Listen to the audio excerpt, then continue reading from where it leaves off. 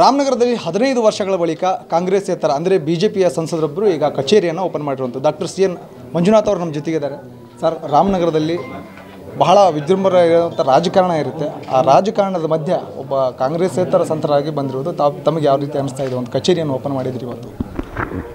ಯಾಕೆಂದರೆ ನಾವು ಬೆಂಗಳೂರು ಗ್ರಾಮಾಂತರ ಲೋಕಸಭಾ ಸದಸ್ಯನಾಗಿ ಆಯ್ಕೆಗೊಂಡ ಮೇಲೆ, ಯಾಕೆಂದರೆ ಇದು ರಾಮನಗರ ಜಿಲ್ಲಾ ಕೇಂದ್ರ ಆಗಿದೆ. ಹಾಗಾಗಿ ಜಿಲ್ಲಾ ಕೇಂದ್ರದಲ್ಲಿ ಸಂಸದರ ಕಚೇರಿಯನ್ನು ನಾವು ಉದ್ಘಾಟನೆ ಮಾಡಿ ಇಲ್ಲಿಂದ ನಾವು ಕಾರ್ಯ ಮಾಡಿದರೆ, ಫಂಕ್ಷನ್ ಮಾಡಿದರೆ ಜನರಿಗೆ ಬಹಳ ಅನುಕೂಲ ಆಗುತ್ತೆ. ಯಾಕೆಂದರೆ ಅವರ ಅಹವಾಲುಗಳನ್ನು ಸ್ವೀಕಾರ ಮಾಡಲಿಕ್ಕೆ ಅಥವಾ ಅವರ ಸಮಸ್ಯೆಗಳನ್ನ ಆಲಿಸಲಿಕ್ಕೆ ಇಲ್ಲೇ ಒಂದು ಕಚೇರಿ ಇರೋದ್ರಿಂದ ಬಹಳ ಅನುಕೂಲ ಆಗುತ್ತೆ.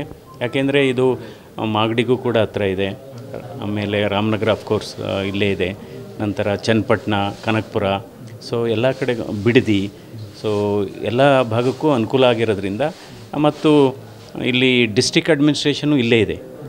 ಹಲವಾರು ಸಮಸ್ಯೆಗಳು ಇವತ್ತು ಇಲ್ಲಿ ZP ಆಗ್ಬೋದು ಅಥವಾ ಇದು ಜಿಲ್ಲಾಡಳಿತ ಆಗ್ಬೋದು, ಎಲ್ಲ ಕಚೇರಿಗಳು ಇಲ್ಲೇ ಇರೋದ್ರಿಂದ ಭಾಳ ಅನುಕೂಲ ಆಗುತ್ತೆ. ಹೀಗಾಗಿ ಇವತ್ತು ಪ್ರಜಾಪ್ರಭುತ್ವದ ದಿನ. ಇವತ್ತು ಸೆಪ್ಟೆಂಬರ್ 15 ವಿಶೇಷವಾದಂಥ ದಿನ, ಪ್ರಜಾಪ್ರಭುತ್ವದ ದಿನ. ಇವತ್ತು ಪ್ರಜಾಪ್ರಭುತ್ವದ ದಿನ ನಮ್ಮ ಕಚೇರಿಯನ್ನು ಉದ್ಘಾಟನೆ ಮಾಡಿರೋದು ಬಹಳ ಸಂತೋಷ ಅನಿಸುತ್ತೆ. ಇದ್ರ ಮೂಲಕ ಜನರ ಸಮಸ್ಯೆಗಳನ್ನು, ಅವರ ಆಶೋತ್ತರಗಳನ್ನು ಯಾವ ರೀತಿ ನಾವು ಅದಕ್ಕೆ ಪರಿಹಾರ ಕಂಡುಹಿಡಿಬೋದು ಅಥವಾ ಅವರ ಸಮಸ್ಯೆಗಳನ್ನು ಈಡೇರಿಸ್ಬೋದು.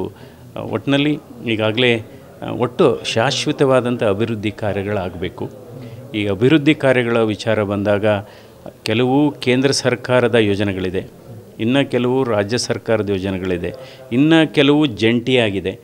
ಒಟ್ಟಾರೆ ಒಗ್ಗಟ್ಟಾಗಿ ಕೆಲಸ ಮಾಡಬೇಕಾಗುತ್ತೆ, ಸಹಮತದಿಂದ ಕೆಲಸ ಮಾಡಬೇಕು. ಅಭಿವೃದ್ಧಿ ಬಂದಾಗ ಯಾವುದೇ ಒಂದು ಭೇದ ಭಾವ ಮಾಡಬಾರ್ದು. ಈ ಭಾಗದಲ್ಲಿ ನಮಗೆ ಓಟ್ ಹಾಕಿಲ್ಲ ಅಥವಾ ಈ ಭಾಗದಲ್ಲಿ ಓಟ್ ಹಾಕಿದ್ದಾರೆ, ಓಟ್ ಹಾಕಿದ ಕಡೆ ಮಾತ್ರ ಮಾಡಬೇಕು, ಆ ಮನೋಭಾವ ಇರಬಾರ್ದು. ಸರ್, ಇವಾಗ ತಾವು ಅಧಿಕಾರಕ್ಕೆ ಬಂದು ಮೂರುವರೆ ತಿಂಗಳಾಗಿದೆ. ಇವಾಗ ಅನ್ಸೋದು ಏನಂತಂದರೆ ಕೆಲವೊಂದು ಜಾಗದಲ್ಲಿ ಮಾತುಕತೆ ಆಗ್ತದೆ. ಬೈ ಪ್ರೊಫೆಷ್ನಲ್ ಡಾಕ್ಟರ್ ರಾಜಕಾರಣಿ ಅಲ್ಲ, ಬಹಳಷ್ಟು ಜನ 100 ಜನ ಮನವಿಯನ್ನು ತೆಗೆದುಕೊಂಡು ಬರ್ತಾರೆ. ಅವ್ರಿಗೆ ಅಷ್ಟು ಟೈಮ್ ಸಿಗಲ್ಲ. ಯಾಕಂದರೆ ಲಿಮಿಟೆಡ್ ಪೀರಿಯಡಲ್ಲಿ ಕೆಲಸ ಮಾಡಿದವರು ಯಾವ ಥರ ಕೆಲಸ ಮಾಡ್ತಾರೆ ಅಂತ ವಿರೋಧಗಳು ಕೂಡ ಹೇಳ್ತಾರೆ. ಸರ್, ನಾನು ಕೇವಲ ಹೃದ್ರೋಗ ತಜ್ಞನಾಗಿ ಕೆಲಸ ಮಾಡಿಲ್ಲ, ನಿರ್ದೇಶಕನಾಗಿ ಕೆಲಸ ಮಾಡಿದ್ದೇನೆ. ಇಡೀ ಭಾರತ ದೇಶದಲ್ಲಿ ಯಾರಾದರೂ ಒಬ್ಬರು ಒಂದು ದೊಡ್ಡ ವೈದ್ಯಕೀಯ ಸಂಸ್ಥೆಯ ನಿರ್ದೇಶಕನಾಗಿ 18 ವರ್ಷ ಕೆಲಸ ಮಾಡಿರ್ತಕ್ಕಂಥ ಅನುಭವ ಇರೋದು ನಾನು ಒಬ್ಬನಿಗೆ ಅನಿಸುತ್ತೆ ಸದ್ಯಕ್ಕೆ, ಮುಂದೆ ಗೊತ್ತಿಲ್ಲ. ಆಗ ಅಲ್ಲೂ ಮೀಟಿಂಗು, ಪದೇ ಮೀಟಿಂಗ್ ಮಾಡಿದ್ದೇವೆ. ಮುಖ್ಯಮಂತ್ರಿಗಳ ಜೊತೆ ಮೀಟಿಂಗು, ವೈದ್ಯಕೀಯ ಶಿಕ್ಷಣ ಅವರ ಸಚಿವರ ಜೊತೆ ಮೀಟಿಂಗ್ಗಳು. ಆಮೇಲೆ ದಿನನಿತ್ಯ ನಾನು 70% ಸಮಯವನ್ನು ನಾನು ರೋಗಿಗಳ ಸೇವೆಗೆ ಮೀಸಲಿಟ್ಟಿದ್ದೆ, ನಿರ್ದೇಶಕನಾದರೂ ಕೂಡ. ಇನ್ನು 30% ಸಮಯವನ್ನು ನನ್ನ ಆಡಳಿತಕ್ಕೆ ಇಟ್ಟಿದ್ದೆ. ಆ 30%ನಲ್ಲಿ ನೋಡಿ, ನನ್ನ ಅವಧಿಯಲ್ಲಿ ಜಯದೇವ ಹೃದ್ರೋಗ ಸಂಸ್ಥೆ 500% ಪ್ರಗತಿಯನ್ನು ಸಾಧಿಸ್ತು. 300 ಹಾಸಿಗೆ ಸಾಮರ್ಥ್ಯದ ಇದ್ದಂಥ ಆಸ್ಪತ್ರೆ 2000 ಹಾಸಿಗೆ ಸಾಮರ್ಥ್ಯ ಆಗಿ ಇಡೀ ವಿಶ್ವಕ್ಕೆ ದೊಡ್ಡ ಆಸ್ಪತ್ರೆ ಆಯಿತು. ಅಂದರೆ ಯಾವುದೇ ಆಗಲಿ ಕಾರ್ಯ, ಯಾವುದೇ ಒಂದು ಅದಾಗಲಿ, ಮನಸ್ಸಿದ್ರೆ ಕೆಲಸ ಆಗುತ್ತೆ. ನನಗೆ ಆಡಳಿತದ ಅನುಭವ ಬಹಳ ಇದೆ.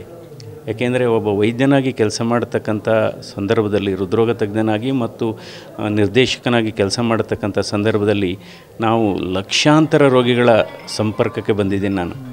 ಆ ಸಂಪರ್ಕ ಬಂದಂಥ ಸಮಯದಲ್ಲಿ ರೋಗಿಗಳ ಕೇವಲ ಕಾಯಿಲೆ ಮಾಹಿತಿ ಮಾತ್ರ ಸಿಗಲ್ಲ ನಮಗೆ, ಅವರ ಕುಟುಂಬದ ಹಿನ್ನೆಲೆ ಮಾಹಿತಿ ಸಿಗುತ್ತೆ, ಅವರ ಊರಿನ ಸಮಸ್ಯೆ ಅಥವಾ ಅವರ ಬೆಳೆ. ಕೆಲವರು ಹೇಳ್ತಾರೆ ನಮ್ಮ ಬೆಳೆ ಹೋಗಿದೆ, ದುಡ್ಡು ಕಟ್ಟೋಕ್ಕಾಗಲ್ಲ, ನಮ್ಮೂರಿಗೆ ನೀರೇ ಬಂದಿಲ್ಲ, ಇದಾಗಲ್ಲ, ಇನ್ನು ಕುಡಿಯೋ ನೀರಿಲ್ಲ ಸರ್, ಹಾಗಾಗಿ ನಮಗೆ ಬೇರೆ ಸಮಸ್ಯೆಗಳು.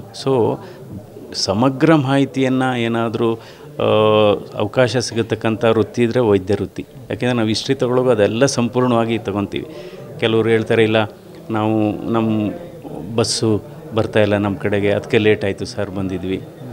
ಆಸ್ಪತ್ರೆ, ನಮ್ಮೂರ ಕಡೆ ಆಸ್ಪತ್ರೆಗಳ ವೈದ್ಯರಿಲ್ಲ, ಈ ರೀತಿ